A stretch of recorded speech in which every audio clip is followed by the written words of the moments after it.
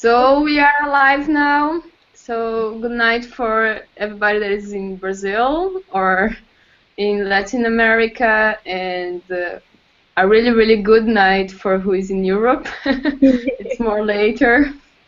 And I'm very happy to be here. And today we start our first meeting on our Family Medicine Cafe, and our name is Rural. And we have 5 people from all around the world to discuss a bit about rural medicine. So we start talk a bit about me. My name is Mayara. I'm from Brazil. I'm a medical student. I'm in my intern time, and I would like to be a rural doctor. So that is me. What about you guys? Veronika. Hi, I'm Veronika. I'm a family medicine trainee from Croatia. I've kind of been interested in rural health for a while, but I've got more involved in the last year when we participated at the Rural Health Conference in Dubrovnik. So I met everyone from the Working Party, from Wonka, and we've tried to organize a student and young doctor group to kind of promote rural health among students and young doctors, and talk about kind of the concerns and issues that they're facing when trying to practice in rural areas. That's fine. And Amber, what about you? Hi, my name's Amber. I'm originally from the Caribbean, but I'm studying medicine at Swansea University in the UK. I'm also part of a special track called Rural and Remote Medicine. So in Wales, there's a lot of sort of farm villages that are really far away and hard to access medicine. And it's a similar problem to what we experience in my home country, the Virgin Islands. So I'm just trying to gain as much skills as I can from the situation in Wales and translate it to the Caribbean as well. It's fine. And Sarah and Roger? Well, hello everyone. I am a rural GP, and I trained in the UK a long time ago. So I'm now a rural GP academic and professor, and I've worked in the UK just for a short time. Then I did my family medicine training in the UK and in Canada, and then worked in Australia as a GP and started my academic career, and then came to Canada, and then went back to Australia, and then went back to Canada, and then went back to Australia, and now back in Canada, but also working in Guyana, actually. So I'm getting to know the Caribbean.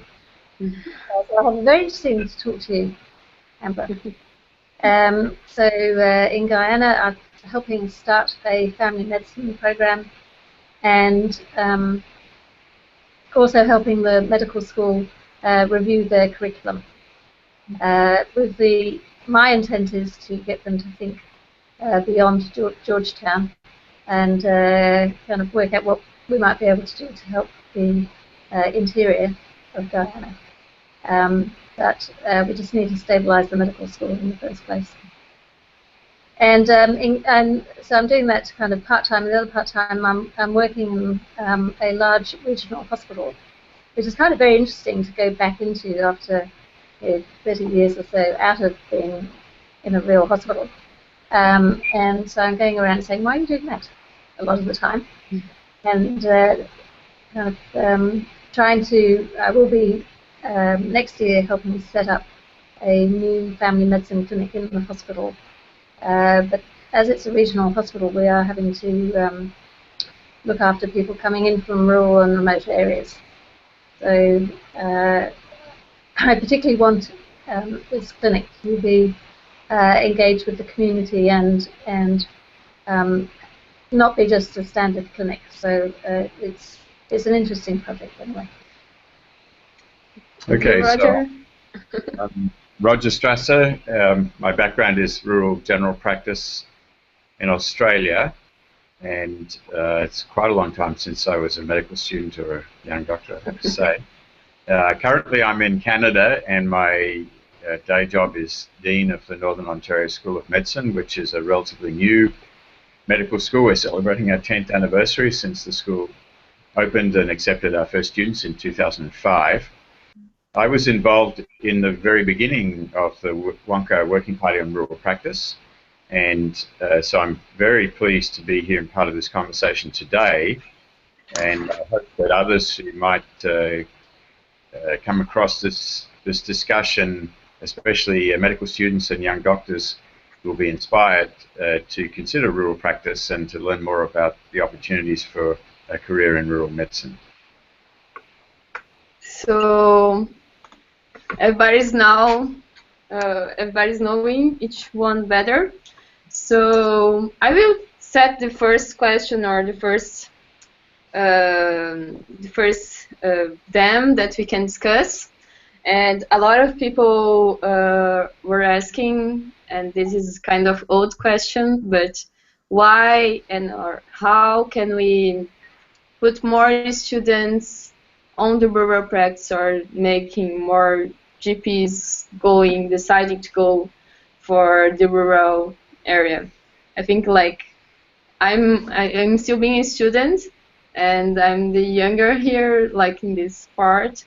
So who has more experience? What do you think? But it's kind of really informal, so we'll try to just talk. So what do someone think about how to go more to the rural part?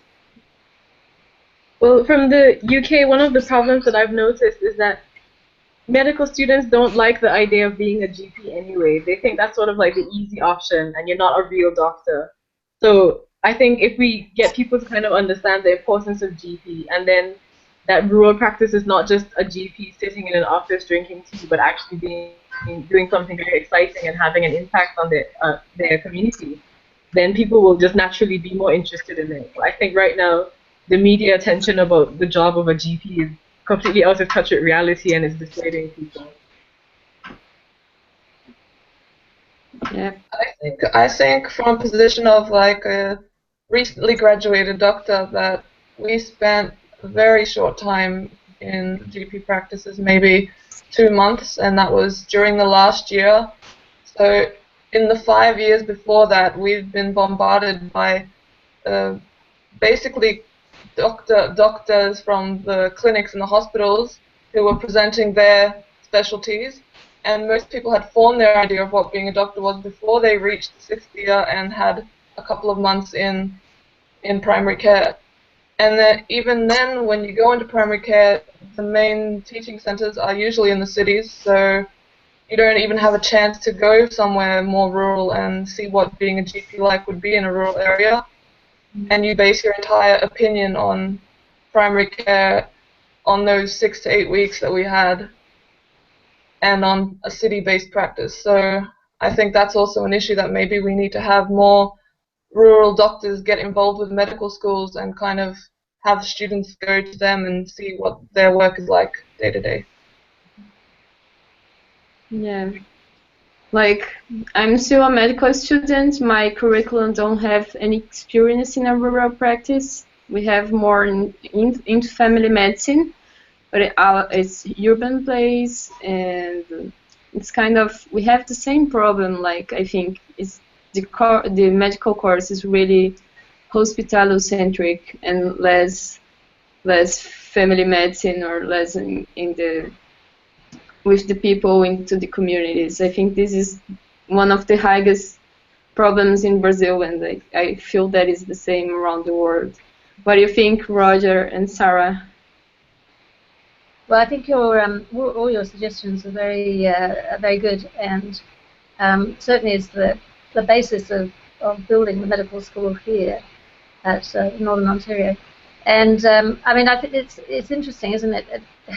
This goes to show not a lot has changed, unfortunately, apart from places like here. I think I watched today. They have a film today about rural practice, and it's a kind of acknowledgement of NOSM being around for 10 years, and they go back to some of the pioneer students and their aspirations. And and now 10 years on, where are they and what are they doing? So it's very interesting. So all your ideas have been incorporated into the medical school here, and it does work, but it takes a lot of convincing. And when I went to Guyana with regards to the family medicine there, they said, well, what is a GP anyway? I mean, so there's a lot of unknowns out there, and so somehow we do have to get the message across. And that it's not a second-class doctor or anything else as well. In fact, I had some really good little one-line summaries on this film that I thought I'd share with you. So that they defined a subspecialist,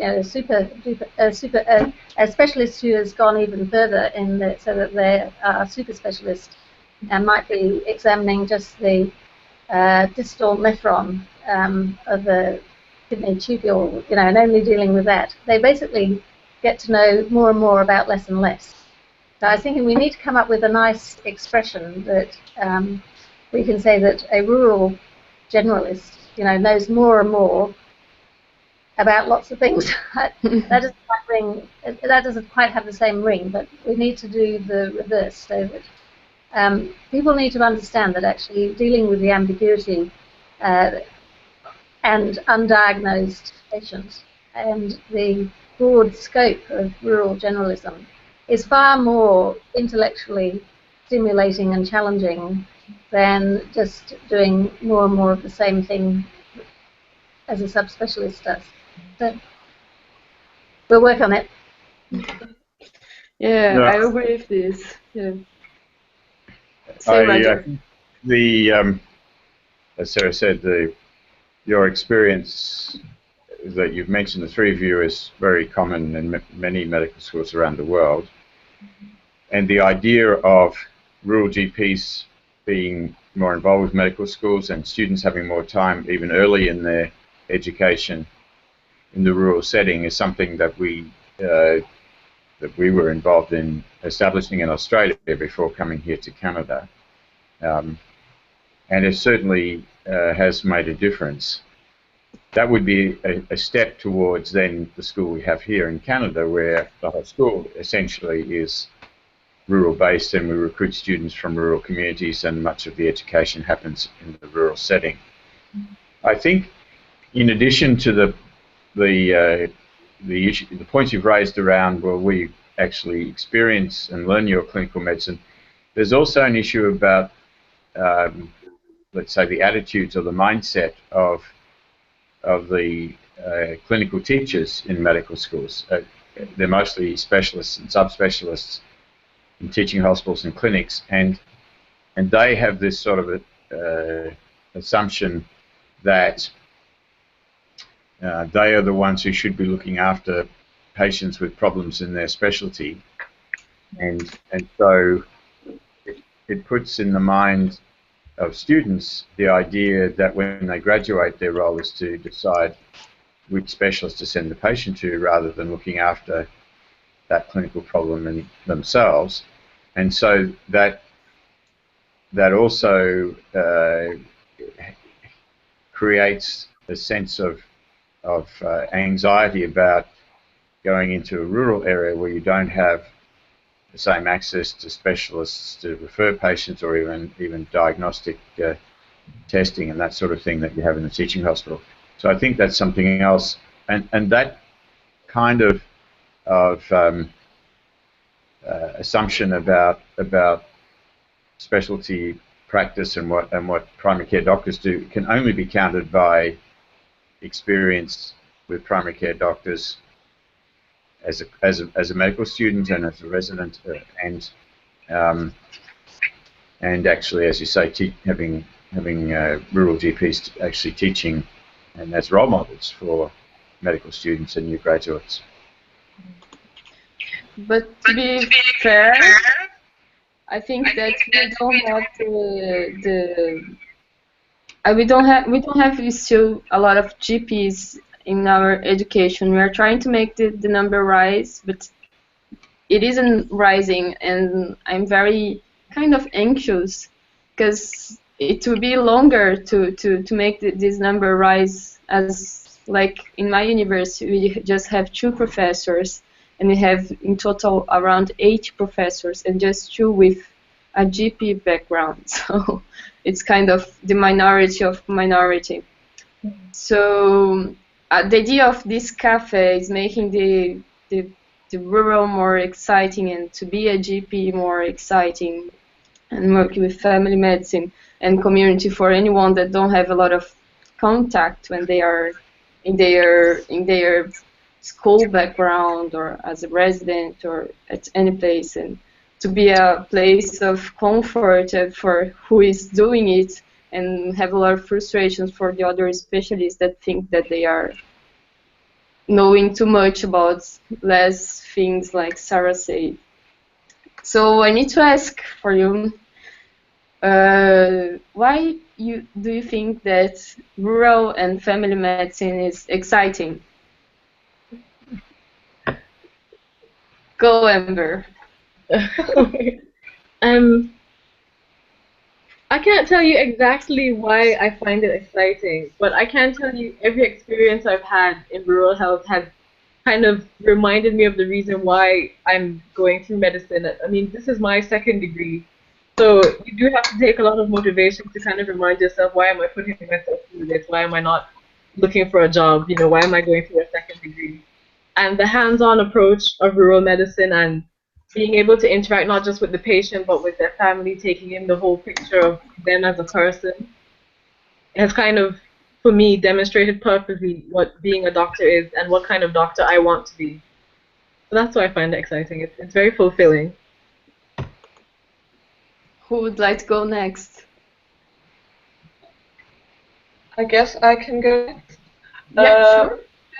Since I've recently, so literally 3 months ago, got moved to a very rural area for the first time to work by myself. So I'm in a town with 1,700 people.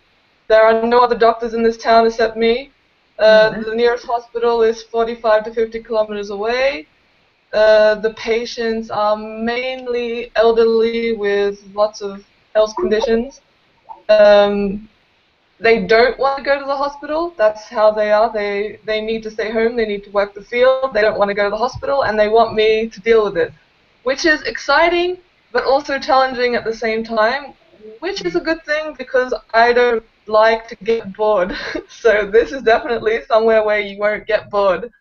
And I don't know, I think the main issue with it is that I haven't actually been prepared for any kind of rural setting, so I'm kind of working it out by myself as I go.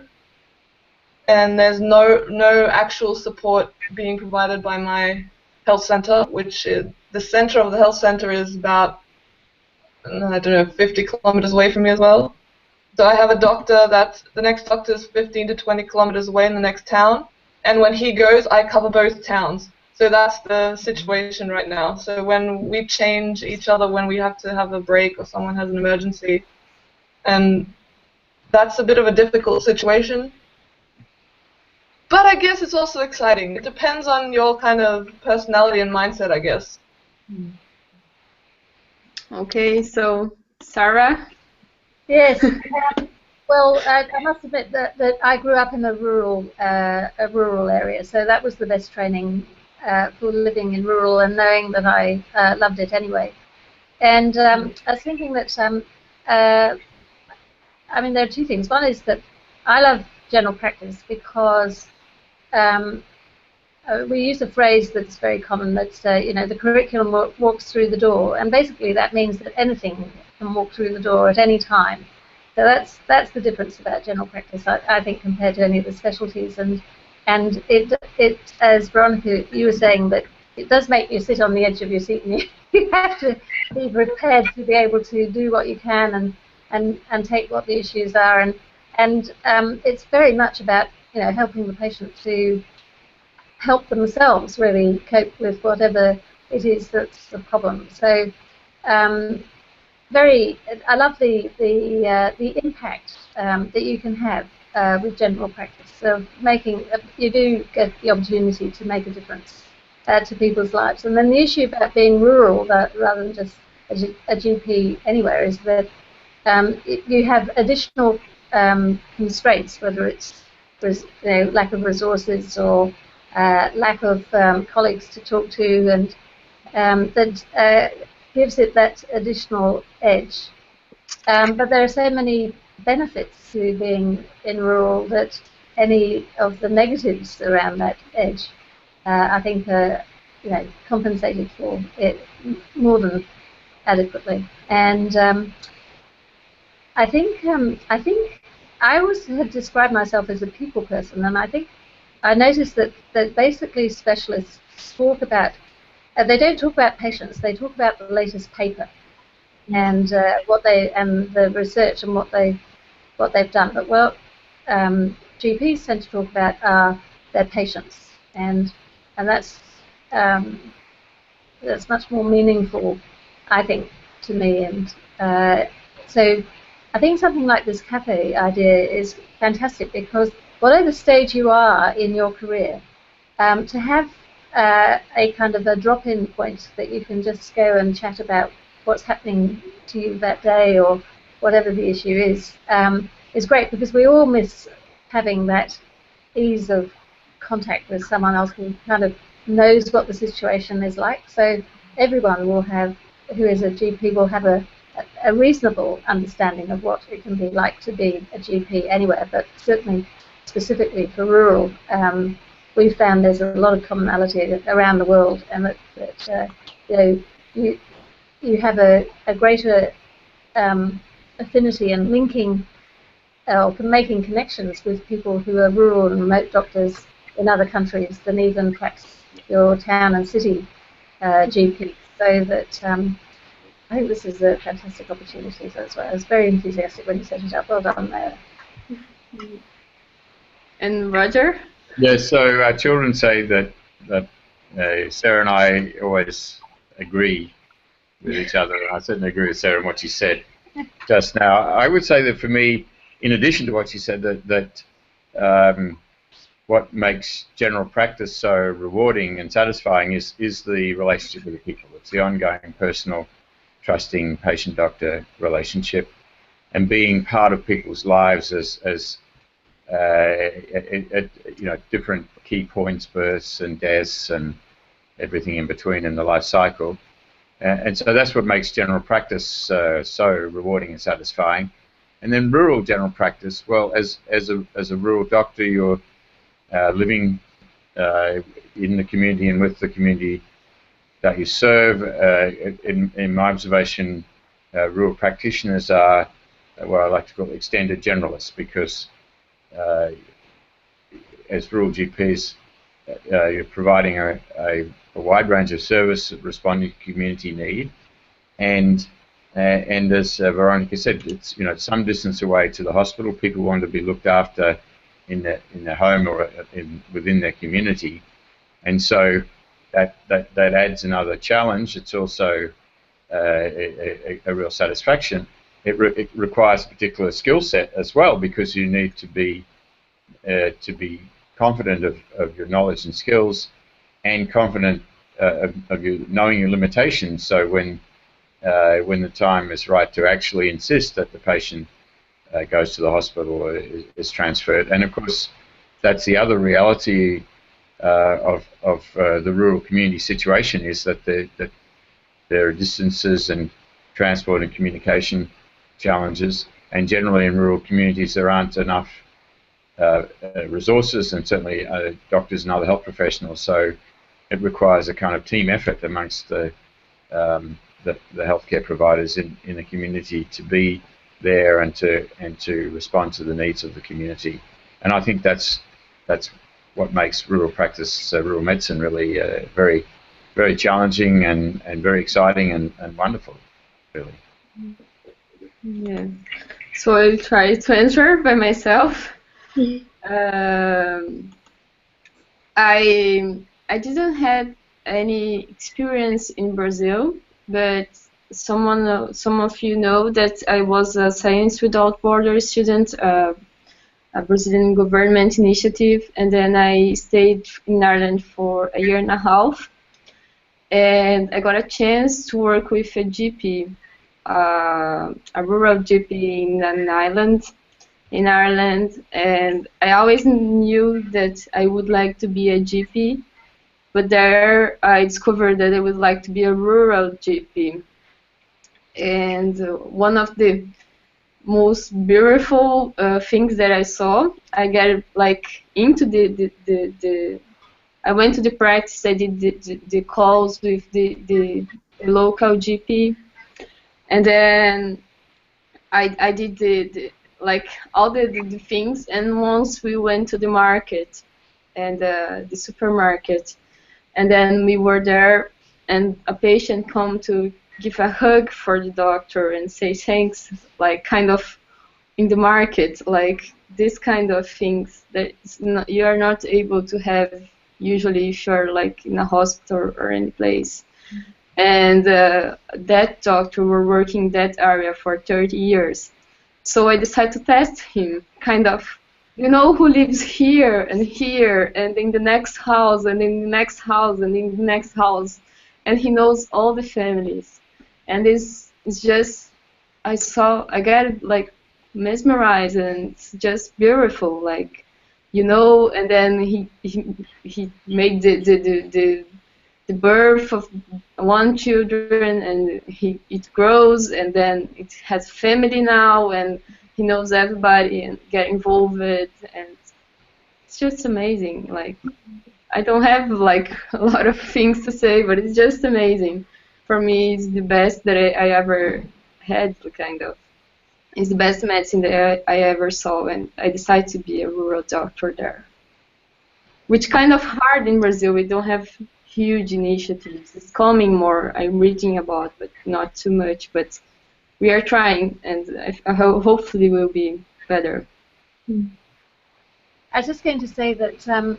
So the interesting thing, I think, Mayara, was that your GP had been there for a very long time, so got to know the community in that way. But in fact, you don't have to be there for that long to actually find it totally inspiring. And I was a researcher on GPs in rural towns, and had the opportunity to go and interview some GPs. And I remember one in particular that I've always remembered.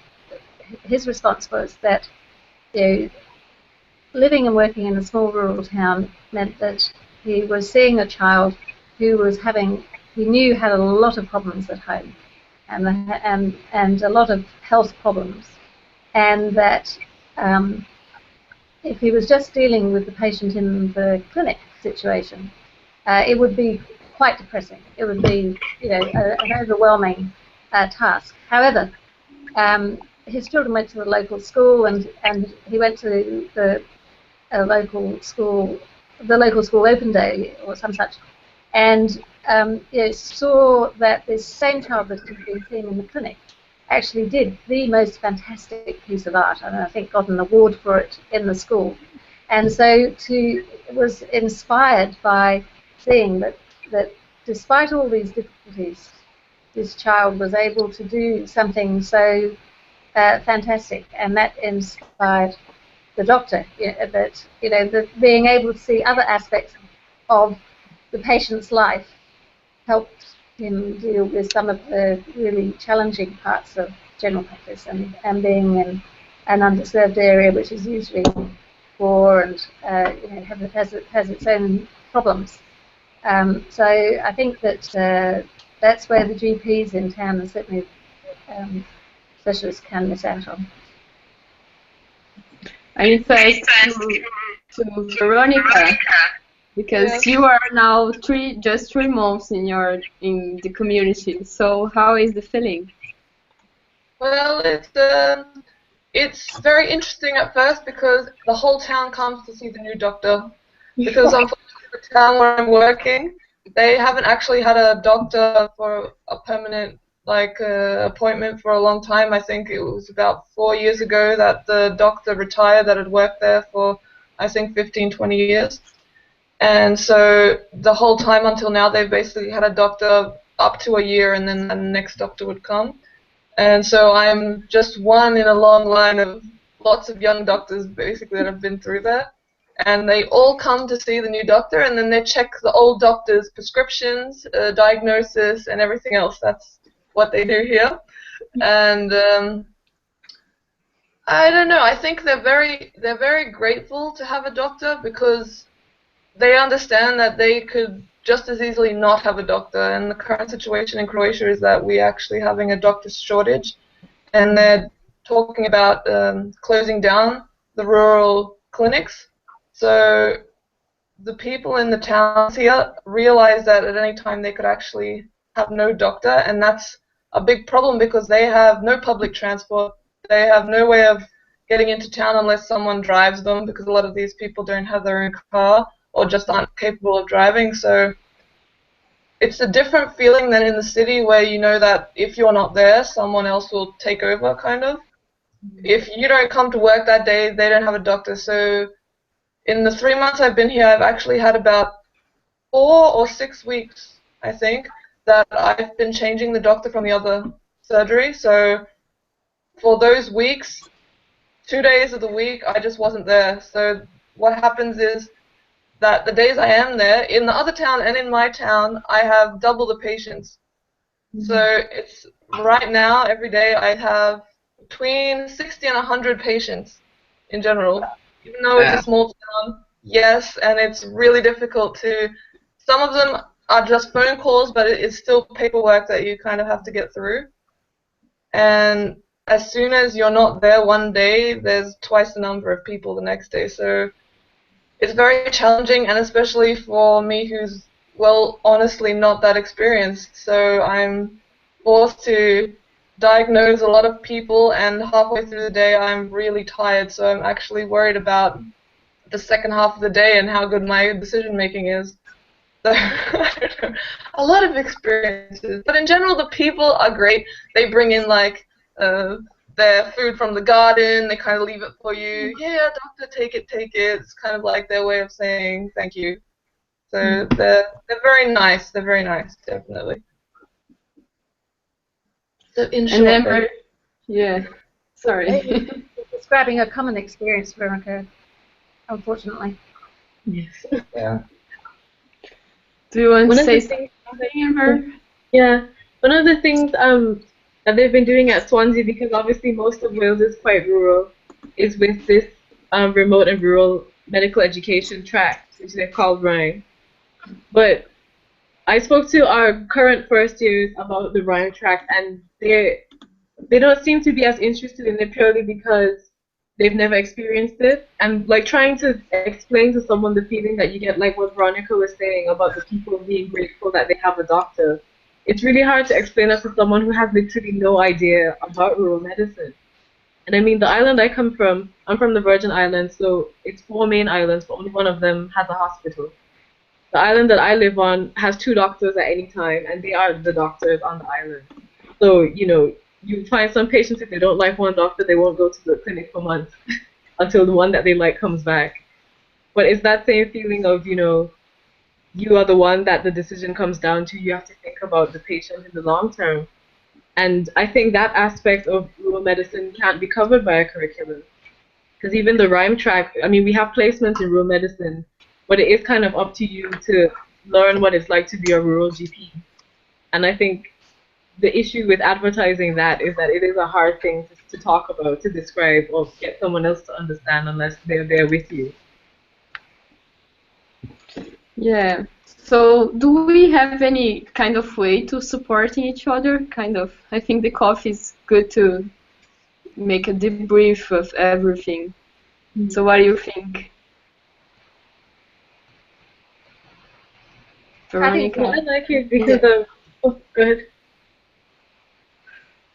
So Sarah first. I was just going to say, how were you thinking you could set it up? I mean, are you thinking, and I'm sorry if you've said this before, are you thinking that it's going to be something that people could just join any Saturday night sort of thing? It's going to be available, or how are you thinking that this would roll out? Is it a once a month activity, or more frequent than that, or is it? is weekly too much, or how will it go? How will it go?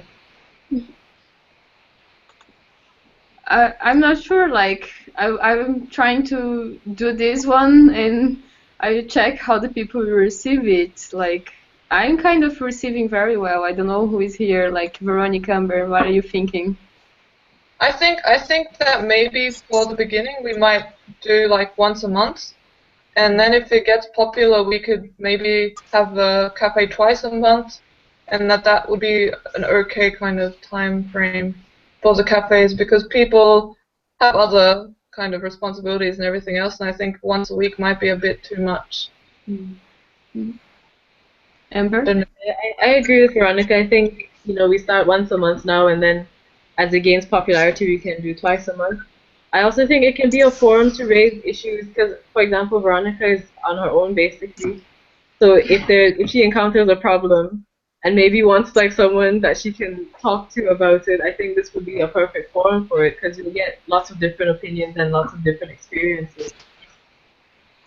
And we can put more people here. The idea is to more people join us and make it more plural and with a lot of experience around the world as well, like more African experience and I don't know, Russia, I don't know, other countries, other continents as well. I was thinking like to do this coffee to make it more a place that we can talk and it isn't closed like a panel or anything like a conference. And I think it's kind of working. I'm very happy. At least for me, it's being very useful. I don't know what you think, Sarah and Roger. I think for us, it's nice to be. It was nice to be reminded of what we're trying to do and why. And so, hearing your experiences, yeah, we really. I think I speak for Roger, but we empathise with you because we have been there and done that, but it's still worthwhile. So, yeah, my thought is keep at it. And I think that I think as the cafe takes off, I would assume that really no one is necessarily scheduled to be at the cafe, but there's likely always going to be someone there to have a chat with.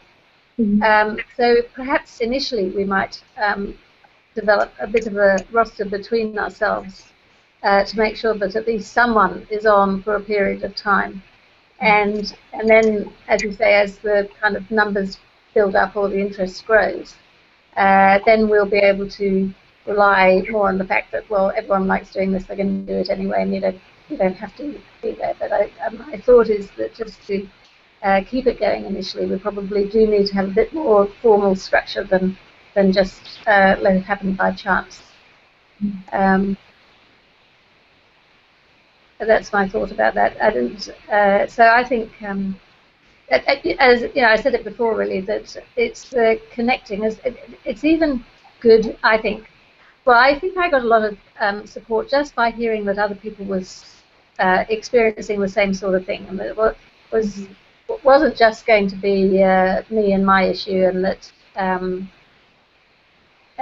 you get some comfort somehow knowing that somewhere else in the world they're not suffering. That wasn't the word I meant to say, but experiencing the same sort of thing, and it gives you support that that you're not alone out there. Yeah, Roger? Well, again, I agree with what Sarah said. I think that there's great. I mean, even the discussion we've had now, as Sarah said, there's strength gained by learning from others' experiences and discovering that the rural communities and the demands, expectations of patients in Croatia are very similar to Wales, very similar to Canada, Australia, and so on. And then there are from those experiences ideas and that are shared and solutions to problems that then really provide value. there's a real risk of becoming very isolated. Like in Veronika's situation at the moment, the only doctor in one town and sometimes covering another town, and especially with such a substantial workload at the moment. And so that's where the value of connecting like this, and even if it is just once in a while, once a month or so, really I think gives everyone extra impetus and energy to recognise the delights of rural medicine and the joys of looking after people in rural communities, and not just feel that there's so much to it and it's all a bit overwhelming. Yeah. I also think that we can organize a little bit better, like in dams, kind of like if it works for everybody, like bring a dam, but not that the discussion will be closing the dam. Just like a lot of people ask it to talk about indigenous people and more isolated realities, and I think we are not be able to cover it now, but in the next meeting, I don't know what you think, and so we can like once talk how it works in each country or in your experience, like domiciliary care, home care, because we are trying to implement here in Brazil. So I'm curious to know the experience around the world, so we can like change a bit of what we are experiencing and what is interest to talk about as well. And I think the grateful part here is that we are sharing experience, and this is the constructive part of the rural cafe. So what do you think about the next dam that we can talk? I actually think it might be interesting to have the people that were sending messages, if they want to kind of present might be the wrong word, but kind of like tell a story about maybe some experience they had or some issue that they want to talk about, so they kind of do an introduction maybe for 5 to 10 minutes about whatever theme or issue that we were going to discuss for that cafe, and then that could kind of lead us into questions and further discussions and things like that. Maybe that kind of structure would be less formal but still structured in some way. I think that's a great suggestion. And then it gives something of a focus for the discussion, and may encourage others to join because they're interested in that topic and want to join, be part of the conversation on that topic. Yeah. Also, we can, like, I'm just getting used to this Hangout thing, but the people can send questions. I'm trying to say that the people can ask on Facebook now, because I don't know how to use the questions on the Hangout thing. But people can send questions and can send things for us to discuss alive. Like, I'm curious about this, and your discussion is going for this topic, so maybe you can say something. So if someone, we have one person now watching us, so I don't know who is. But if you like to send a message, send on Facebook. What? I think someone asked a question, but it's in Spanish or... Okay, I can get it. Where did you get the question? There's like a blue, in the left-hand corner, a blue message bubble. Okay, so I try it. It's not working for me. Can you copy and paste? That's okay. And then, what are you thinking until Veronika copy and paste? Yeah, I think that's also a great idea, having people sort of present something that they're interested in and want to talk about. And I think we can also do that. I mean, if we see a case or an issue that we want to discuss in practice, then we can discuss that as well.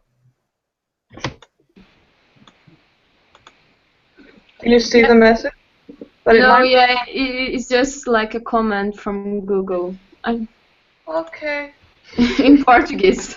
In Portuguese, sorry.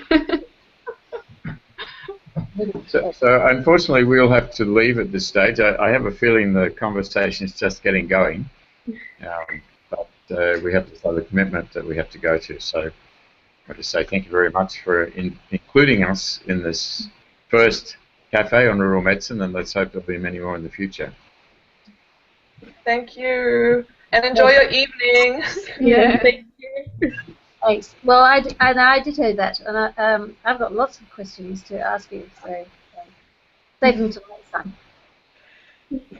Well, you can ask a question and we will be discussing it before you go, and then after you can watch it on YouTube if you like, Sarah. There you are. Good idea. Very good. Well, how are you dealing with equity in small rural towns? That was, where do you see the lack of equity, and have you any thoughts about how it might be dealt with? So that's the question. We're going to leave. And we'll... Okay. Okay, thank you so much for coming, and we be in touch by email and we organize the next one. Sounds great. Bye. Okay. Bye. So we have now our question. Very tough one. And I would like to say just that it would be nice if you close in around 1 hour, like 1 hour of Hangout, so around 8 p.m. for me. I don't know what's the time in your... About 15 minutes, yeah. Yeah, okay. Yeah. So what do we think about equity and working about this? Who would like to start? That's actually a very difficult question. I agree. If by equity they mean the fact that rural communities usually have less supplies, I don't know, I think they're usually of a worse off socioeconomic state. They are more isolated, so the transportation is lacking, so they just don't have the same access to healthcare based on their geographical location most of the time. As I said, in the town where I work, there are no buses. There's no buses or trains that come into the town. The first bus station and train station is 20 kilometers away. So they have to travel 20 kilometers to get to the first sort of transport to take them to the city or the hospital or something. And most people in the town do have cars, but that's not counting all of the elderly people. The people with the cars are usually the middle-aged working people in the town, and they drive off with the cars during the day, and the elderly people are kind of left to make do. And when something happens and they call the ambulance, for example, we have one ambulance covering a very large area, so usually they're waiting 3 to 4 hours, if not longer, and they're told to basically call me. And I can't leave my practice to go see them, so it's kind of a problem knowing that you can't leave the 20 people that are already there waiting for you, and someone is having maybe an emergency, and you kind of have to just keep going with your day, knowing that maybe someone's not okay, and you can't magically kind of cover everyone and everything. So I don't think that equity is dealt with very well in rural areas. Veronika, can I just ask, what other health staff do you have in the center that you work in? I have my nurse, so basically every day it's me and my nurse, and we have a field nurse who covers not just our town, but I think 2 or 3 other towns in the area. So she has a roster, and she leaves at 8 in the morning. She goes by all the patients she needs to go by, and then she comes back, I think, at 3 or 4, and we see her once or twice a month, I think, and she kind of just refers what she's seen and what it's like in people who are homebound and things like that. And we have another field nurse who does like the house care. So if someone has wounds or something that need changing every day, she does that. So yeah, pretty much I guess there's 4 people in the team. Okay. And we have some, I'm not really sure of their actual status, but there are people who kind of, I think, just took it upon themselves to help out their neighbors, I'm pretty sure. And they kind of look out for 4 or 5 people, and they kind of come in and tell me how they're going and like what medications they need and things like that. But I think that they're pretty much just kind of community community healthcare workers, but not in official capacities. Just friendly Yeah. neighbor. Yeah. Yeah, So- in Wales there's a similar problem, I guess, but it's kind of stuck in history as well because in Wales they had a lot of coal mining as well. Mhm. So it tended to be the cities that were, the wealthy ones where they used the coal had all the money and all the resources, but the areas where the coal was being mined didn't have anything. So you do see this very great divide in, what is accessible to people in rural areas compared to the city. But I think also because the people who live in the rural areas are the older ones, who their daughter or granddaughter might go and visit them occasionally, but they're pretty much kind of left to do whatever they want in the rural area with maybe someone coming in to check on them, maybe not. But similar to what Veronika was saying, I don't think anything's being done about it. It's just kind of acknowledged as a problem, but no one's funding anything to change it. Yeah, I think kind of the equity is kind of the way that we can have health for all, and it's kind of have the concept of social justice. Mm. Like we need to have health for all, and these all have the people from the rural areas and from the social economic less privileged people. So it's kind of exactly what you're talking by your own experience, Veronika. Like what I can do if he needs someone to drive.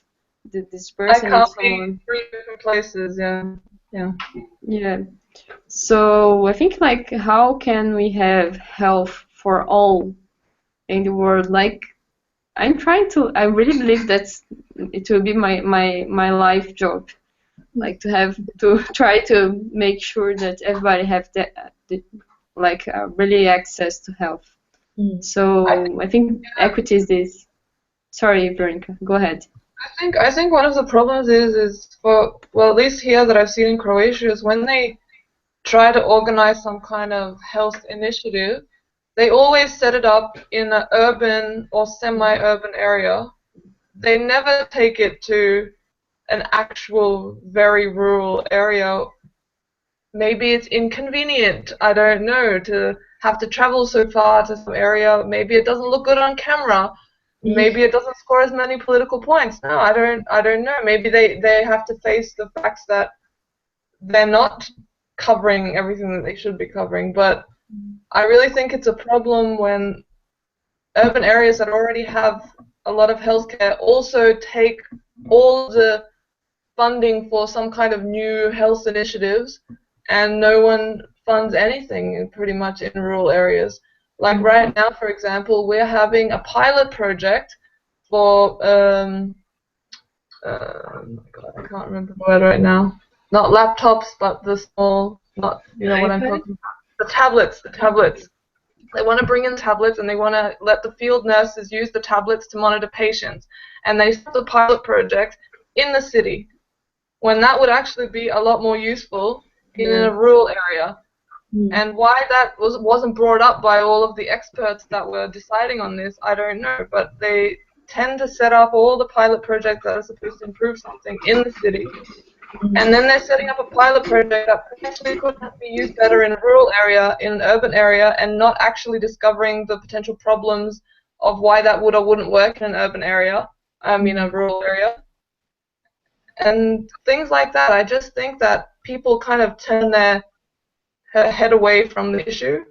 But kind of like talking about how they're going to help. Like recently in Croatia, we've had a lot of talk about, oh, we're going to support the rural doctors. We want to support young rural doctors going into rural areas, and we're going to reimburse them, so we're going to give them some kind of financial aid. We're going to help them get better equipment.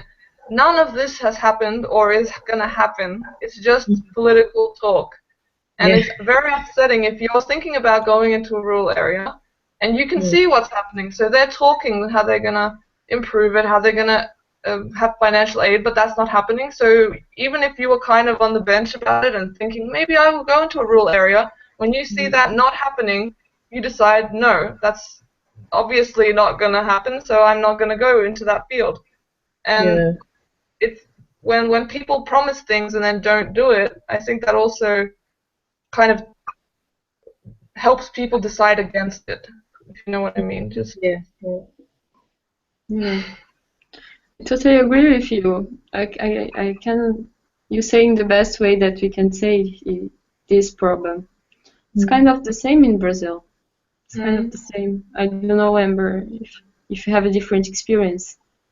Well, I'm not really sure how much the government is investing in rural medicine in Wales particularly, but I do know the university that I'm at, Swansea University, is working very hard to shift more students towards embracing the rural practice. We have a lot of GPs who are at rural practices who do get really hands-on and do tell us, it is really fulfilling, and you have a lot of opportunity to get involved in it. But as far as the government funding anything for people who are already in the rural practice, I'm not sure. The government wanted to have a 7-day GP practice, because right now GPs work Monday to Friday. They wanted a 7-day practice, but they hadn't quite worked out how they were going to meet the demands of a 5-day practice. And they keep saying, yeah, we're going to have 7-day practice. You can see your GP whenever you want, but they haven't actually done anything about it. So I'm not sure that they will ever do anything about it. There's a lot of politics mixed up in it. So we'll see what happens in the next couple of years, I guess.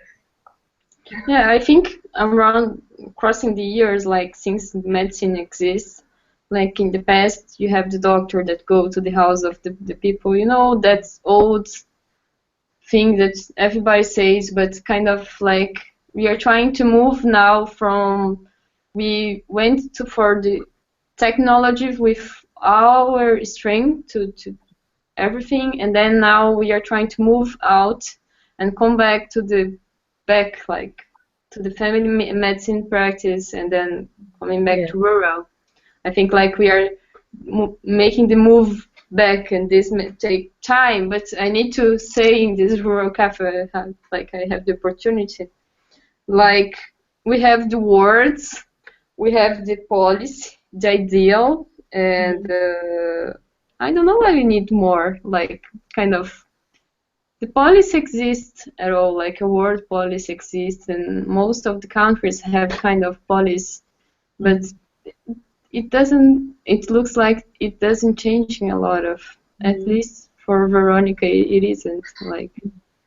I think, unfortunately, I think the best way to solve this problem would be to have a lot more people like us who are like, yeah, okay, we see this huge problem and we see the issue, but we're gonna do it anyway, and then kind of improve it from there. But unfortunately, there aren't that many people who would see Veronika's situation and be like, yeah, I'm totally still gonna sign up for that job. So, I guess the only thing you can do is kind of encourage people to embrace their humane side and contribute to a community. Sure. I think we need to bring some ways as well to bring the community to these kind of things. I'm not sure. I'm a little bit frustrated now by the conference that I had participated. First, because it's very expensive, and I'm a Brazilian girl from Latin America countries, kind of forgo to the rural conference. It's kind of what we need to live and to eat for a month, the money that we need to spend to go. And this is where the things I think start wrong in part of this. Like I really believe that that's also an equity question. That's also an equity question. Even doctors from certain countries not being able to participate in education or conferences or share their opinions with other doctors. But even not just doctors, like if you get the poorest part of the conference, that I think there is the students and young physicians, they are not getting their equity to participate and getting excited. And I think this is a huge issue. Like it's being very expensive. I have a dream or an idea to have a conference that is very cheaper and is into community and not into a very fancy hotel where everybody is eating the best, but a place that we can try the food of the the local community, and that all the money that's moved to do the conference will go to that community, and the conference will be part by a family doctors and part by a community experience. I have this kind of crazy dream, but I'm really sounds like a good idea. like, imagine, Veronika, if you have our next conference in your town in Croatia, and the people need to like sleep in the house of the people and live Might be an issue. for at least 3 days. You need to live with a rural family in a rural area in the middle of Croatia, far away for any. Idea too, but not so much for conference, but for like some sort of summer school, because I think the main problem with organizing a conference in like a big conference is the fact that the rural community doesn't have a big place to put all these people. But I think a summer school where you could have interested people, say 20 to 30, I think that you could do that you could bring them into some community somewhere and kind of have like a mini conference just for a small interested group of people. And I think even that would be a good idea, especially for young students, doctors, and things like that, thinking about what would it be like to be in a rural community, and that would actually put them in the rural community for, say, a week, and have like experienced rural doctors telling them about what their experiences were and how they can get involved and the opportunities and things like that. And I think that that would leave a very good impression.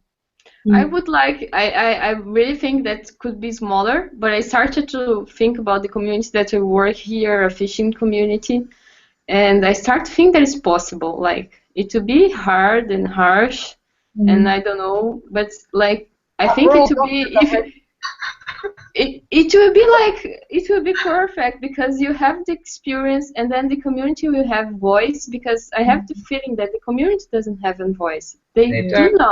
They don't have, like, they are just we are talking about them the whole time about our patients, but our patients are not talking about us. Yeah, I know from where I am that they're actually very angry. Basically every day I get asked 4 or 5 times if now I'm going to be their permanent doctor, and if I'm staying, and not to leave. And like they're aware of their situation, because that's what's been happening to them for the last, I don't know how many years, and they don't have a choice. Basically, when the direction of my health center decides that I need to go somewhere else, or whatever they decide, that's what happens. They don't ask the community what they think about it. Or when they're planning to shut down one of the surgeries, they don't ask that community, oh, how are you going to find your new doctor? Are you going to be able to travel the 20 kilometers to the first doctor? And that doctor can't take all of you, so some of you are going to have to go somewhere else. No one asks them anything. It'll just happen one day. And I don't know, they just let the chips fall where they may, pretty much. Yeah, I really believe if it's like a struggle of the community, and if it is a struggle of the doctors together, we'll be much more ahead. And with the whole team, like with nurse and everybody that is participating, and the people that is administrating it, I think we need to start to go through this. It's like the Wonka in Dubrovnik, it was like a dream for me. It was kind of real. I will never have the money to stay, or maybe at least now I don't have the money to stay in that kind of hotel and with all that fancy things. I would like something more simple, and then that puts in practice our health equity, and that will make the community participate, and where the money generated by the conference will stay into the community, for the community, and for what they need, or not what we think that they need as well. I think we have like kind of a paternalism now, and we need to change it, kind of. Yeah. What do you think, Amber? I was just thinking, do you think that maybe the reason why the communities kind of are left out of the healthcare decisions is because of this historical thing where doctors came from very wealthy families. And so, they kind of had this thinking that they're better than everyone and they have the right to decide. And I know in the UK they tried a lot to change that, so they accept people from specific schools who might not get the straight A's that they need to get into medical school, but they let them in anyway just to have that equality. But I still think that instead of those students coming in and saying, okay, I came from this background, my family isn't rich, we're not full of doctors, this is what I think about healthcare, what they've actually done is started adopting the same behavior of the students who are wealthy, who come from a lot of families with doctors. And I think it's just that attitude of, oh, I've made it now, I'm a medical student, I'm going to be a doctor, I make all the decisions. And I think unless you're actually in rural medicine where you do realize that what you decide is nothing compared to what people have to deal with in their everyday life, then you won't really understand what your role as a doctor is.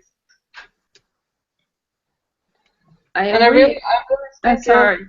Yeah, go, Veronika. I really think that as a rural doctor that you have a chance to connect with the community leaders that are already there when you arrive, and they want to talk to you. If you want to talk to them, they'll talk to you, and you can kind of make things happen. For example, in the short time I've been here, I've managed to get, it sounds ridiculous, but they've been trying for years, I managed to get an air conditioning system in the surgery because when it was 40 degrees, it was 40 degrees for surgery or somewhere, and it's really difficult to work in 40 degrees and have patients coming in that are having like heat symptoms because of the heat, and they're putting them in the surgery that's equally hot, and there's nothing much I can do about that. And so I wrote, basically it requires you to write a lot of paperwork, extra paperwork, on top of the paperwork you're already doing, which is ridiculous. But I don't know, I see it in a way where if I'm already doing that much paperwork, what's another letter? Pretty much, but I'm not sure that everyone will see it that way. And I'm happy because even when I leave, they'll have that now, which is great. Like, I think we have a problem here, like, when I promise that we will finish soon, but like just to say that I have the impression, I'm not sure if you have the same, but like when you enter in the university course, in your medical course, you're full of dreams. And in some way, the university or the medical course is kind of deforming you to make you that guy that it's a doctor and it's very powerful. And we need to change the move to other kind of things. And I don't know if I totally agree with you, Amber. Like, we are destroying some kind of the people that are entering or transforming it in high-tech doctors. So it's pretty much in our medical education, but I don't know. I think the cafe will be a good idea to try to change it. So I don't know. Someone would like to say anything more? I'd just like to say with sorry. Okay, nurse, go ahead. With the rural and remote course at my university, the students that tend to end up on the course are the ones who would have done that anyway. So even if there wasn't a rural and remote track, they would have done that anyway. And what you find is in the first year, a lot of students sign up because they think that this is like an extra accreditation on top of their degree. And then they do it and they realize, oh no, I actually have to put in extra work for this. Is it worth it? And then they drop out. So I think it's just kind of getting medical students to kind of take control of their medical education and realize that medical school is a lot of jumping through hoops and getting past exams. But it's also about having fun and becoming the kind of doctor that you dreamed of when you first got accepted. And I think rural medicine gives students that opportunity to take a step back and breathe and think, okay, is this really what I want to put myself through? Yeah, that's it. That's good. Veronika? I have nothing to add. I think Amber said it very well. That's fine. I think we need to finish it. Otherwise, we stay speaking for 3 hours, and like Veronika says, she's in a very difficult situation and she needs to rest. And Amber as well, and me as well. But thank you, girls, for coming. Thank you for Sarah that had gone and Roger, but thank you. It was really nice. Yeah, thank you for putting it on. It's been a really good experience, and I'm looking forward to the next one. Me Sure. too. Thank you very much, Mayara. Yeah, so do you think that we can find a dam for the next one, or we can just leave it and find it on email or Facebook? I think we can discuss it later. Yeah. Okay. Yeah. We'll see what happens after people watch the YouTube video, and then we can go from there with their comments or questions. Sure. I think it would be nice. I think we can do at least not the next one, but one about the conference of our dreams. And the things that we can dream in rural medicine, and like at least we are the new young people that I think maybe to be in the front of it in a while, or at least in the front of our communities. So I think we need to dream as well to survive. So thank you, girls. Say bye. Bye.